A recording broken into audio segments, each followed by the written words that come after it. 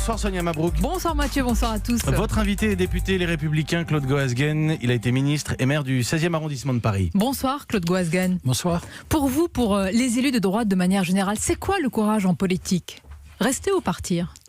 Partir. Quand on prend une défaite, on part. C'est la tradition de notre formation politique, inaugurée par Sarkozy, dans des circonstances moins difficiles que celles que nous avons connues. Mais c'est comme ça. Je pense qu'il aurait dû démissionner tout de suite. La semaine aurait été plus facile, mais il fallait le faire. Et pour les élus de droite maintenant? Pareil. Les élus de droite, maintenant, il faut qu'ils se reconstruisent. Mais un élu de droite qui est à la tête du mouvement, lorsqu'il a subi une telle défaite, qui est une défaite sans exemple dans notre histoire, je trouve qu'il fallait partir.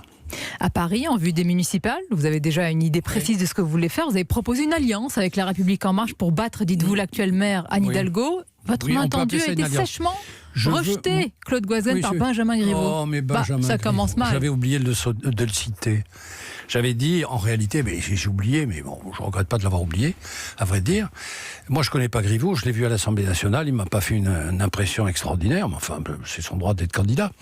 Mais je dis tout simplement à Griveaux et aux autres que si nous n'avons pas un candidat unique, j'ai pas dit alliance, candidat unique entre les Républicains En Marche et tous ceux qui sont proches de nous, eh bien alors Madame Hidalgo sera élue. Eh bien, il faut choisir dans la vie. Moi, je ne suis pas un fan d'En Marche. Je n'ai pas du tout l'intention d'aller En Marche ni ailleurs. Je suis républicain. Vous n'avez pas l'intention d'aller En Marche? Non, pas du tout. Vous proposez une alliance de circonstances à Paris pour battre, dites-vous, Anne Hidalgo. Et il faudra, à mon avis, parce que c'est le sort des municipales, vous verrez que ça se passera comme ça. J'ai un peu d'expérience. Il y aura des accords dans toutes les villes de France. Car il est clair que désormais En Marche est en progrès, n'a pas pour autant des maires, n'a pas d'élus locaux. Et une élection municipale, ça se fait avec des élus locaux implantés et des mouvements politiques. Et moi je dis qu'à Paris, Madame Hidalgo est un candidat fort. Que d'ailleurs les élections, si on les analyse bien, les élections européennes, n'ont pas entamé véritablement son pouvoir. Elle aura quelques difficultés à rassembler. Mais si on veut changer de politique à Paris, alors il faut faire des concessions. Il y a quelque chose que je ne comprends pas, Claude Goasguen. Pourquoi alors Benjamin Griveaux, que vous ne voulez pas citer, pour lui, vous représentez l'ancienne droite clanique, rabougrie, qui vit sur des haines cuites et recuites. Qui fait des voix, lui non, il n'en fait pas. Il y a peut-être un problème. Et puis il y a d'autres candidats que lui. Voilà, moi j'ai simplement cité, mais on peut y en avoir d'autres, j'ai simplement cité le Premier ministre, qui est silencieux, et qui agace beaucoup Griveaux de toute évidence. J'ai cité Borloo parce que je l'ai rencontré, que je trouve que Borloo a une dimension. Je ne suis pas sûr qu'il aura jusqu'au bout parce qu'il nous fait ça régulièrement. Mais enfin, on voit bien qu'à Paris, il va bien falloir quand même qu'il y ait une personnalité qui sorte du rang pour essayer de reprendre cette ville qui va mal. Certains disent que c'est pour sauver votre peau, Claude Goasguen, que vous pensez ainsi. Je suis candidat vos intérêts, à rien. On va dire. Je suis candidat à rien. Mais moi, je donne un conseil. Vous savez, moi, je suis député. Je resterai député après les élections municipales. Je ne suis pas candidat à rien. Et par conséquent, j'essaye de faire bénéficier de mon expérience un certain nombre de gens qui n'en ont pas. C'est intéressant. Donc, des alliances, on va dire, ou en tous les cas, des rapprochements pour de grandes villes. Mais est-ce qu'en faisant cela, vous ne jetez pas la dernière pelletée de terre sur le cercueil de votre parti, Les Républicains? Non, j'ai même l'impression... Alors là, ça aborde une autre question, qui est la question nationale. Moi, je suis un député libéral.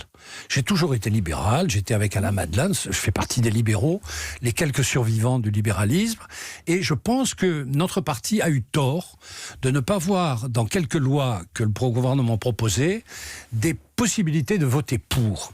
Et mes électeurs en particulier, qui sont de droite libérale comme moi, me l'ont souvent reproché. Ils n'ont pas compris. On prend un exemple, Claude Goasguen. Prenons l'exemple de la privatisation d'ADP. Votre électorat, est-ce qu'il a été désorienté par votre alliance avec la gauche et les communistes? Consterné. Mon électorat est consterné. Vous l'avez dit avec vos collègues de droite? Mais bien sûr, je l'ai dit.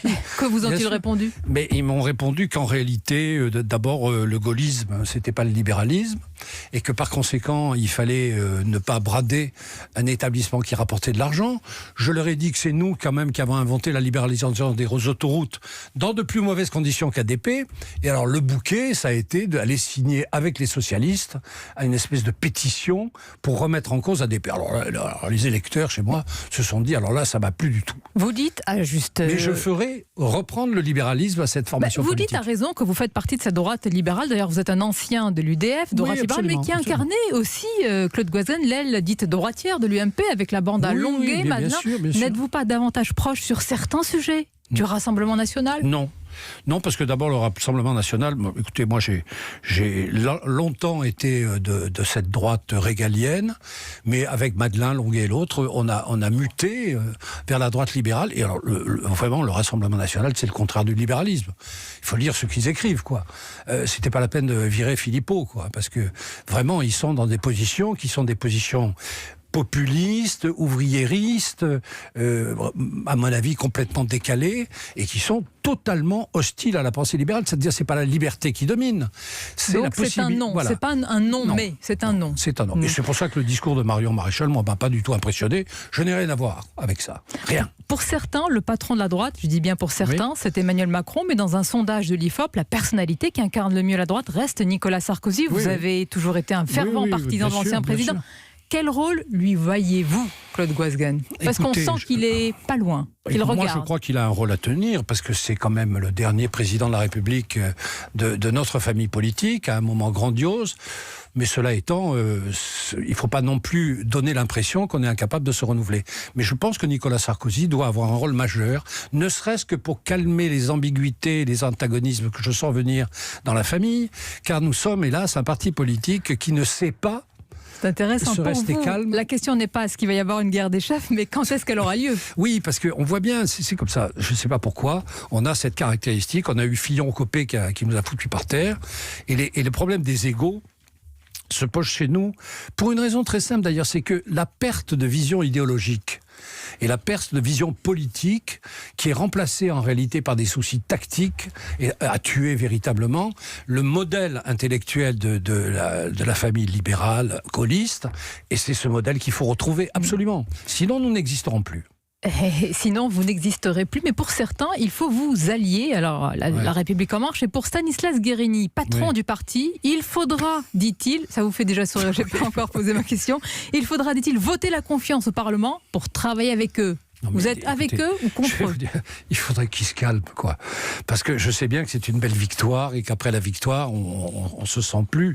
Mais il faudrait qu'ils se calment tous, là. Parce que les Européennes, c'est les Européennes. Quoi, ils pêchent par arrogance? Un tout petit peu, non, vous ne trouvez pas? Je vous pose la question, je ne sais pas. Non, mais s'il faut voter la confiance... Mais vous savez, on n'est pas dans un parti totalitaire. Moi, je voterai la confiance. Si le discours du Premier ministre me plaît, je voterai la confiance. S'il y a des choses qui ne me plaisent pas, je la voterai pas. Parce que je fais un soutien sans participation. Et je ne supporte pas qu'on vienne me dire tu feras ça ou tu feras pas ça. Ça, je ne suis pas sûr d'ailleurs que Guerini, s'il continue à tenir ce discours, n'aura pas lui-même des difficultés dans sa propre formation. On va conclure demain, beaucoup de réunions au Parlement autour de Gérard Larcher. Il faut que tout change, Claude Goasguen. Pour que rien ne change. Attention, pas pour que rien ne change, justement. Justement, pour que ça change. On verra tout cela. Merci en tous les cas d'avoir été notre invité ce soir. Claude Goasguen sur Europe 1.